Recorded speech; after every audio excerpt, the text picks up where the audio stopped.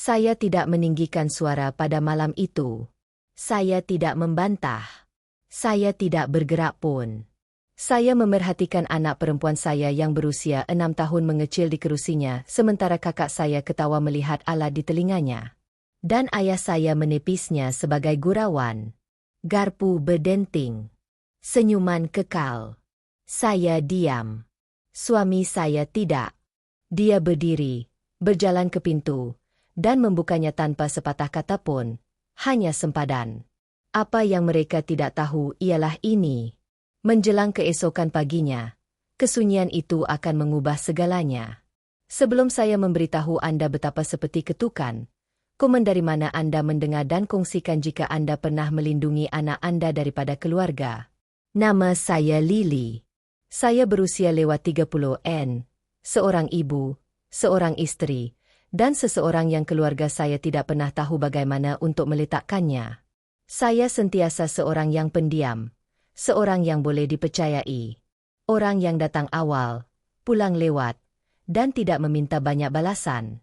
Jika Anda bertemu saya di jalan, Anda tidak akan banyak meneka. Pakaian ringkas, tiada barang kemas yang perlu diperhatikan, wajah tenang yang sering disangka orang sebagai kelembutan. Saya membiarkannya. Malam itu, kami mengadakan makan malam di rumah kami. Tiada yang istimewa, hanya makanan meja panjang yang saya masak sejak awal petang dan denggungan perlahan lubang udara di atas dapur yang tidak pernah padam. Anak perempuan saya, Emma, duduk di sebelah saya, menghayungkan kakinya di bawah kerusi, jari-jarinya menyentuh alat pendengaran kecil yang terselip di belakang telinganya. Dia baru memakainya selama beberapa minggu. Setiap pagi sebelum sekolah, dia berdiri di hadapan cermin, memiringkan kepalanya, bertanya, adakah ia kelihatan pelik hari ini? Dan setiap pagi, saya memberitahunya perkara yang sebenarnya. Nampak seperti awak. Emma berumur 6 tahun. Ingin tahu. Lembut. Dia mendengar dunia sedikit berbeza sekarang. Dan dia belajar bagaimana untuk mempercayainya semula. Kami telah berlatih bunyi di meja dapur, bunyi klipen, pemasa di ketuhar, suara saya apabila saya membisikkan namanya. Malam itu, dia bangga. Dia mahu semua orang melihat betapa beraninya dia. Kakak saya, Rachel, tiba lewat seperti biasa. Ketawa yang kuat, mata yang tajam. Dia mengimbas bilik seperti cara sesetengah orang menyemak harga, mengukur dan menilai. Ibu bapa saya mengikut jejak langkahnya, duduk di tempat duduk mereka seolah-olah ini adalah tempat yang biasa, selesa, dan boleh diramal.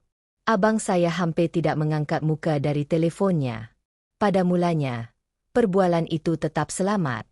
Kerja, lalu lintas, percutian seseorang yang akan datang. Emma mencondongkan badan ke arah saya dan berbisik apabila dia mendengar namanya di seberang meja. Wajahnya berseri setiap kali dia menangkap sepatah kata sendiri. Kemudian Rachel perasan peranti itu. Dia tidak bertanya.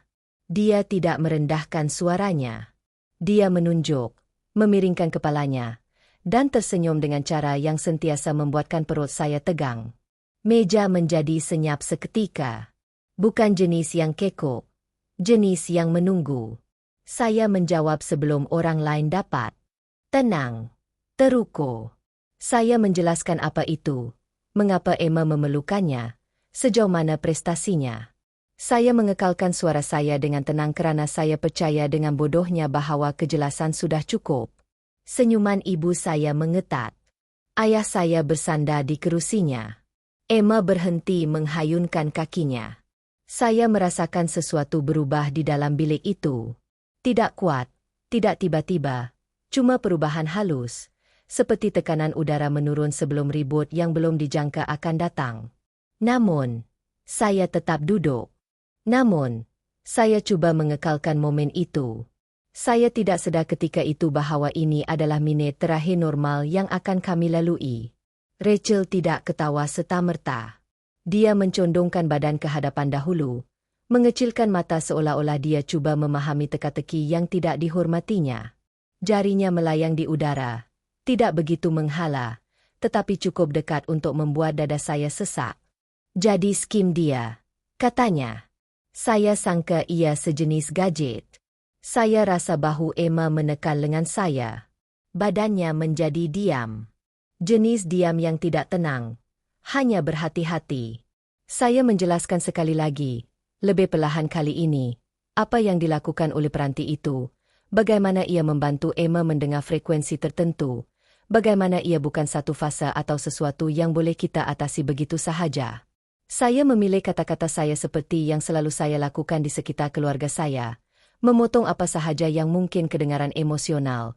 Fakta, hanya tepi yang bersih, tiada ruang untuk salah faham. Rachel tersenyum dan menggelengkan kepalanya. Dia masih kecil, katanya. Rasanya sedih sahaja. Tidakkah awak rasa perkataan itu tergantung di situ? Sedih. Ibu saya mencapai gelas airnya, meneguknya, dan meletakkannya terlalu berhati-hati. Orang ramai perasan perkara ini, katanya, tanpa memandang Emma. Kanak-kanak boleh menjadi kejam. Saya ingin bertanya kepadanya siapa sebenarnya yang dia fikir sedang kejam pada saat itu. Sebaliknya, saya menarik nafas melalui hidung dan mengira secara senyap seperti yang telah saya pelajari bertahun-tahun yang lalu. Ayah saya tergelak kecil. Bukan dengan mesra, bukan juga dengan tidak ramah, cuma memandang rendah. Sudahlah, katanya. Bukannya ada orang menyerangnya. Kita cuma berbual. Rachel mengangkat gelasnya. Tepat sekali. Ia cuma perbualan. Jari Emma bergerak ke telinganya. Dia menyentuh peranti itu, kemudian menurunkan tangannya seperti dia telah ditangkap melakukan sesuatu yang salah. Saya bersuara lagi. Suara saya tidak menggeletar, tetapi ia terasa lebih nipis sekarang. Dia lebih memahami daripada yang awak sangkakan. Ketika skim ayah saya mengeluh panjang dan berlebih-lebihan seolah-olah saya sengaja menyukarkan petang itu. Dia melambaikan tangannya ke atas. Lily, katanya, awak terlalu pribadi dengan semua ini. Ini gurauan. Awak perlu bertenang. Perkataan gurauan itu lebih kuat daripada apa yang Rachel katakan. Kerana gurauan tidak membuatkan seorang kanak-kanak memandang pinggan mereka dan berhenti makan. Kerana gurauan tidak membuatkan bilik terasa lebih kecil. Ibu saya mengangguk. Lega. Dia betul, tambahnya. Tiada siapa yang bermaksud apa-apa, tetapi mungkin untuk masa hadapan awak boleh melihat sesuatu yang kurang jelas, hanya untuk memudahkan keadaan. Lebih mudah untuk siapa? Saya membuka mulut, kemudian menutupnya semula. Saya merasakan tekanan yang biasa di dada saya. Naluri lama untuk melicinkan keadaan bagi melindungi orang lain daripada ketidakselesaan. Saya telah melakukannya sepanjang hidup saya, menjadikan diri saya lebih kecil supaya bilik itu boleh kekal tenang. Di seberang meja, mata Emma berkilat. Dia tidak menangis. Dia cuba untuk tidak menangis. Dia mencondongkan badan ke arah saya dan berbisik dengan begitu perlahan sehingga saya hampir terlepas pandang. Adakah saya melakukan sesuatu yang salah? Skim. Saat segala-galanya di dalam diri saya berhenti berunding. Saya tidak menjawab dengan segera. Saya meletakkan tangan saya di atas tangannya yang hangat dan stabil. Walaupun denyutan nadi saya kuat di telinga saya memandang sekeliling meja melihat ekspresi tidak sabar kakak saya. Wajah ibu bapa saya yang penuh harapan, menunggu saya mentertawakannya untuk bekerjasama. Saya sedar kemudian bahawa jika saya bercakap, tiada apa yang akan berubah. Jadi, saya tetap diam. Dan dalam kesunyian itu, saya merasakan sesuatu berubah. Bukan dalam diri mereka, tetapi dalam diri saya. Kesunyian itu tidak bertahan lama. Mark menolak kerusinya ke belakang, bukan secara tiba-tiba, cukup untuk kakinya menggosok lembut ke lantai. Bunyi itu menembusi bilik dengan lebih baik daripada mana-mana suara yang ditinggikan. Dia berdiri, meluruskan lengan bajunya, dan berjalan ke arah pintu depan. Tiada ucapan, tiada amaran. Dia membukanya dan melangkah ke tepi. Pada mulanya, tiada sesiapa yang bergerak. Ayah saya ketawa, tidak pasti, seolah-olah ini adalah jeda pelik dalam drama yang tidak difahaminya. Rachel memutarkan matanya dan menggumam sesuatu dengan perlahan. Ibu saya menggenggam serbetnya lebih erat. Kekeliruan berkelip-kelip di wajahnya. Mark tidak memandang mereka. Dia terus memandang pintu yang terbuka. Keluar, katanya perlahan. Hanya satu perkataan. Tenang. Muktamad. Ketika skim bilik itu pecah. Rachel berdiri. Suaranya tajam. Tersinggung. Ibu bapa saya mengikuri. Berbual antara satu sama lain. Menegaskan bahwa ini dramatik. Tidak perlu. Memalukan. Seseorang menyebut perkataan keluarga seolah-olah ia perisai. Seolah-olah ia memaafkan semua yang baru sahaja berlaku. Mark kekal di tempatnya. Mereka melepasi saya tanpa bertentang mata dengan saya. Apabila pintu tertutup di belakang mereka, rumah itu menjadi sunyi, tidak tegang, kosong, sejenis kesunyian yang terasa wajar. Nafas Emma tersekat-sekat. Saya menariknya ke atas riba saya. Merasakan badan kecilnya melengkung ke dalam seolah-olah dia sedang bersiap sedia untuk sesuatu yang lain berlaku. Adakah mereka marah kepada saya? Dia bertanya. Tidak, kata saya serta-merta. Suara saya mengejutkan saya. Ia lebih tenang daripada yang saya rasakan. Mereka salah. Dia mengangguk seperti dia mahu mempercayai saya. Kemudian pada malam itu, selepas Mark memasukkan Emma ke dalam katil dan menunggu sehingga pernafasannya reda, saya turun ke tingkat bawah seorang diri. Saya tidak menghidupkan lampu. Saya duduk di meja di sudut ruang tamu, yang biasanya saya gunakan untuk membayar bel selepas orang lain tidur. Saya membuka komputer riba saya. Skrinnya bercahaya, biasa dan tidak ketara. Hamparan ringkas, baris dan lajur yang telah saya bina selama bertahun-tahun. Tiada apa yang dramatik pada pandangan pertama. Hanya nombor, tarikh, nota yang saya tulis untuk diri sendiri dan tidak pernah mengharapkan orang lain melihatnya. Bayaran tuition, bel perubatan, pemindahan bulanan, semuanya senyap, semuanya konsisten. Saya menatal perlahan-lahan. Saya teringat kali pertama saya menambah baris. Yang kecil, hanya bantuan. Saya memberitahu diri sendiri. Sementara, kemudian satu lagi, dan satu lagi. Ia telah menjadi rutin. Seperti bernafas.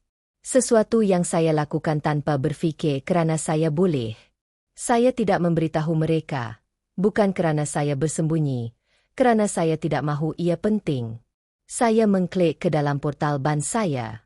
Kursor berkelip menunggu. Saya tidak rasa marah. Saya tidak rasa dendam. Saya rasa jelas. Saya mula membatalkan pembayaran satu persatu. Tiada drama, tiada mesej yang dilampirkan, hanya pengesahan yang muncul secara senyap di skrin. Setiap klik terasa seperti melonggarkan simpulan yang telah saya bawa selama bertahun-tahun. Apabila saya menutup komputer riba, rumah itu masih sunyi. Di tingkat atas, Emma tidur dengan nyenyak. Alat bantu pendengarannya terletak di atas meja sisi katil di sebelah buku kegemarannya.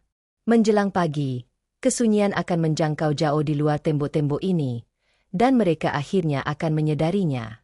Panggilan pertama datang sebelum pukul 7. Saya berada di dapur berdiri tanpa alas kaki di atas jubin yang sejuk, menuang bijirin ke dalam mangkuk, sementara Emma duduk di kaunter, berdengung perlahan sendirian. Dia suka berbuat demikian sekarang, menguji bunyi, bermain dengannya, meregangkan badan untuk melihat bagaimana rasanya di udara. Telepon saya bergetar di kaunter. Saya tidak melihatnya. Panggilan kedua menyusul, kemudian yang ketiga. Mark melirik saya dari atas cawan kopinya. Saya menggelengkan kepala sedikit. Belum lagi. Emma memiringkan kepalanya. Bunyinya kuat ke? Dia bertanya. Tidak, kataku. Iya. Boleh tunggu. Ketika aku mengiringinya ke pintu dan melihatnya menaiki bas, teleponku berhenti berdengung dan mula menyala. Panggilan tidak dijawab.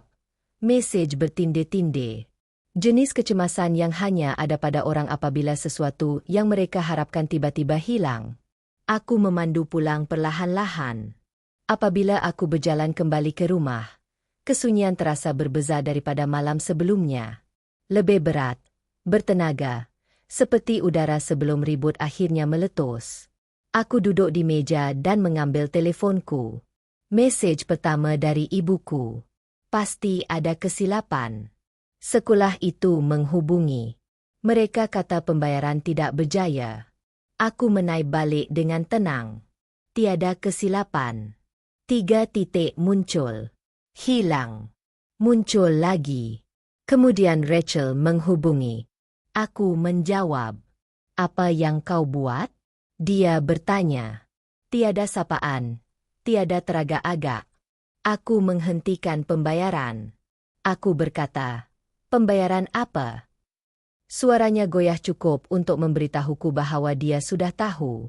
Yang telah aku buat selama bertahun-tahun. Ada jeda. Yang panjang. Itu bukan kelakar.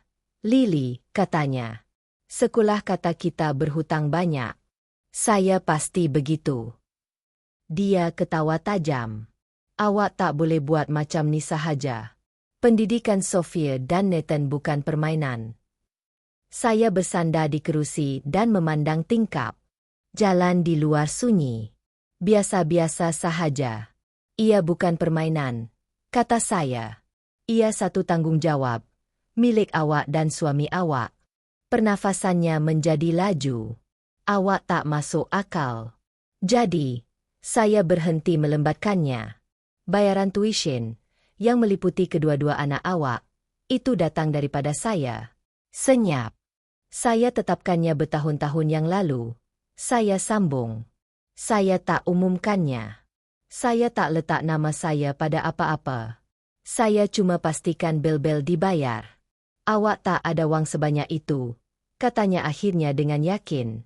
Saya hampir tersenyum. Saya bekerja dalam teknologi perubatan, kata saya.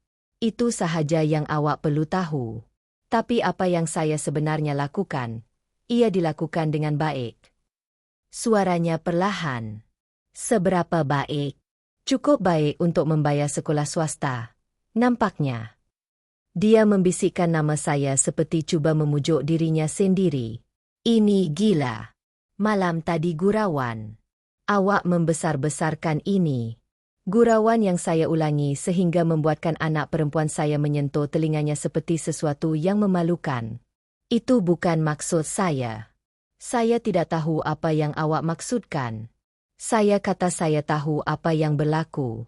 Dia mula bercakap pantas kemudian meminta maaf tanpa meminta maaf sambil menjelaskan tanpa bertanggung jawab. Berjanji dia akan bercakap dengan anak-anak bahwa dia tidak sedar bahwa dia tertekan bahwa tidak adil untuk menghukum mereka.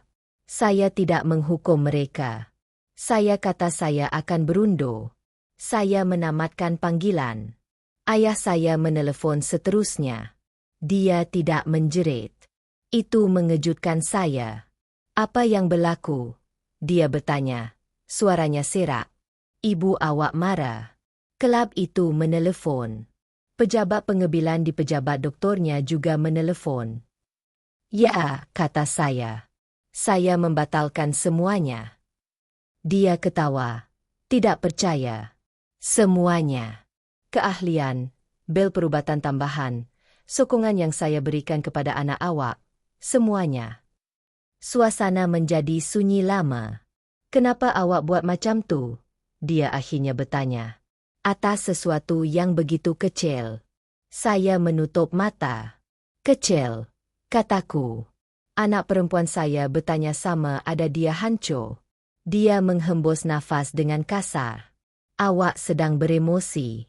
Tidak, kataku. Saya berterus terang. Awak tak pernah beritahu kami yang awak bayar untuk benda-benda ini, katanya. Macam mana kami nak tahu? Skim intinya. Jawabku. Awak tak tahu. Awak tak tanya. Awak tak tertanya-tanya. Dia cuba pendekatan berbeza. Kami keluarga. Keluarga? Perkataan itu terasa nipis sekarang. Keluarga tak mengejek anak, kataku. Keluarga tak cadangkan menyembunyikan peralatan perubatan untuk melindungi penampilan. Keluarga tak dapat manfaat secara senyap-senyap dan kemudian menolak orang yang menyediakannya. Dia diam. Saya dah tanggung jumlah yang hampir sama setiap bulan selama bertahun-tahun. Sambungku. Saya terus menjejaki. Saya sentiasa menjejaki. Awak tak perlu buat macam ni, katanya. Suaranya dah berubah. Lebih lembut. Hati-hati. Kita boleh bercakap. Kita memang pernah bercakap, kataku. Malam tadi, awak suruh saya bertenang. Ibu saya ambil telefon. Suaranya dah serak. Kami tak maksudkan macam tu. Jadi macam mana awak boleh maksudkan macam tu? Saya tanya dengan lembut. Dia tak jawab. Saya tak berhenti sokong awak sebab saya marah, kata saya. Saya berhenti sebab akhirnya saya faham sesuatu. Awak tak hormat saya. Awak hormat apa yang awak fikir saya tak boleh buat. Dia menangis masa tu. Air mata yang sebenar. Kami sayang Emma, katanya. Cinta bukan apa yang awak katakan lepas saya balas. Ia apa yang awak buat pada masa tu. Saya tamatkan panggilan sebelum dia sempat bertanya, apa yang saya tahu dia nak tanya. Abang saya telefon terakhir. Dia kedengaran panik. Akaun saya terlebih keluar, katanya. Bayaran tak masuk. Saya perlu tahu apa yang berlaku. Saya berhenti buat pembayaran, kata saya. Bayaran apa? Dia tanya keliru. Yang meliputi pinjaman perniagaan awak. Itu tak mungkin, katanya cepat. Saya tak pernah ambil pinjaman daripada awak.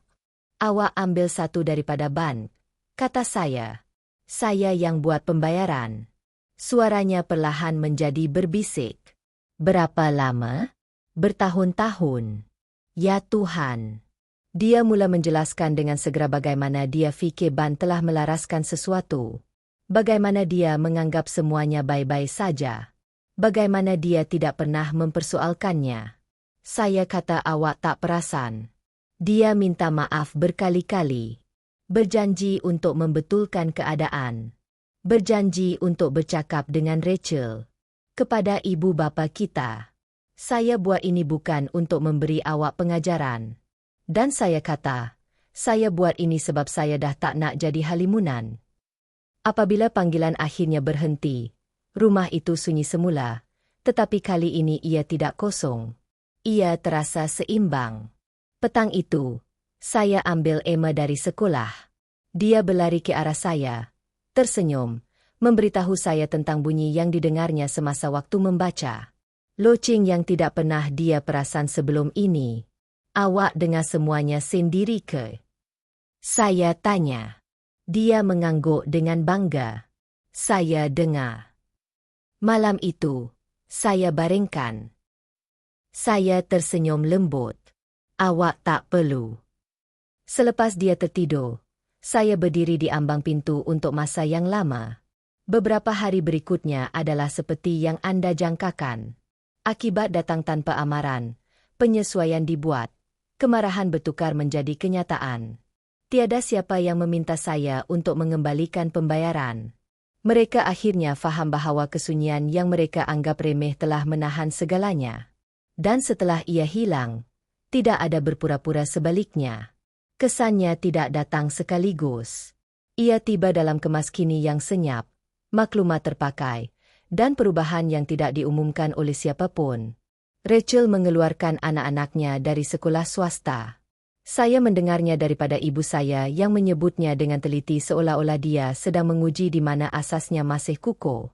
Rutin baharu, perjalanan ulang-alik yang lebih jauh, ruang yang lebih sedikit untuk tambahan. Dia tidak mengadu, bukan kepada saya. Ibu bapa saya membatalkan keahlian yang telah mereka pegang selama bertahun-tahun. Ibu saya bertukar doktor. Ayah saya menjual keretanya dan membeli sesuatu yang praktikal. Biasa, jenis penyesuaian yang telah saya buat dalam hidup saya sendiri untuk masa yang lama tanpa sesiapa yang menyedarinya. Abang saya mengambil pekerjaan yang pernah dianggapnya tidak berbaloi. Dia berhenti bercakap tentang potensi dan mula bercakap tentang kestabilan. Tiada siapa yang meminta saya membantu. Itu penting. Saya mengalihkan wang itu secara senyap-senyap seperti yang selalu saya lakukan kepada program yang membantu kanak-kanak seperti Emma mendapatkan sokongan pendengaran sebelum ini, kepada keluarga yang tidak mempunyai kemewahan untuk berpura-pura bahawa keperluan perubatan adalah pilihan. Ia terasa betul. Bersih. Di rumah, perubahan itu lebih lembut. Emma berhenti bertanya sama ada alat bantu pendengarannya kelihatan pelik. Pada suatu petang, dia memberitahu saya bahawa seorang rakan sekelas menganggap ia agak menarik dan ingin tahu bagaimana ia berfungsi. Dia mengatakannya secara santai seolah-olah ia bukan sesuatu yang dia akan percayai lagi. Saya membiarkannya melakukannya sendiri. Sembang kumpulan keluarga menjadi senyap. Tiada foto, tiada kemas kini, hanya ruang. Dan dalam ruang itu, saya merasakan sesuatu yang tenang. Bukan kemenangan, kelegaan. Seminggu kemudian, Emma membawa pulang sebuah lukisan. 3 figura kayu. Saya, Mark, dia. Tiada penjelasan, tiada teragak-agak. Ini keluarga saya, katanya. Saya faham ketika itu bahawa sempadan tidak memecahkan keluarga. Ia mendedahkannya. Alat bantu pendengaran Emma bukan sesuatu yang kita sembunyikan lagi. Ia adalah sebahagian daripada cara dia bertemu dunia. Yakin, tidak menyesal. Jika cerita ini menyentuh hati Anda, ketik suka, kongsi dari mana Anda mendengarnya, dan beritahu saya, pernahkah Anda terpaksa melindungi seseorang yang Anda sayangi daripada keluarga Anda sendiri? Langgan supaya Anda tidak terlepas yang seterusnya.